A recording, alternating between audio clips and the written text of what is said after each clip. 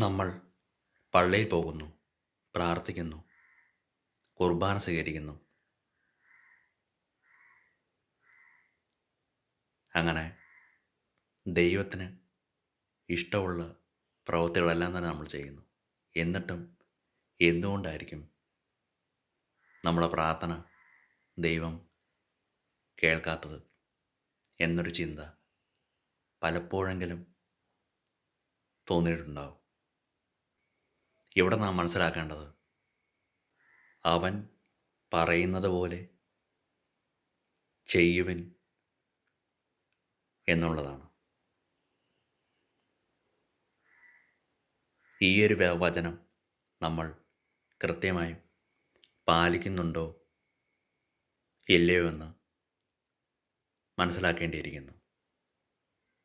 അതിൽ പ്രധാനമായും പറയുന്നത്, ഞാൻ രോഗിയായിരുന്നു, നിങ്ങളെന്നെ സന്ദർശിച്ചു എന്നുള്ളതാണ്. രോഗികളെ സന്ദർശിക്കുക, അതുപോലെ തന്നെ ദൈവവചനം കേൾക്കുകയും അതനുസരിച്ച് ജീവിക്കുകയും ചെയ്യുക. ലോകം മുഴുവനും പോയി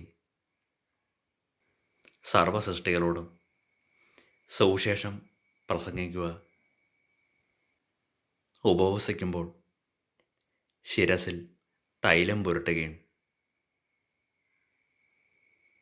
മുഖം കഴുകുകയും ചെയ്യുക.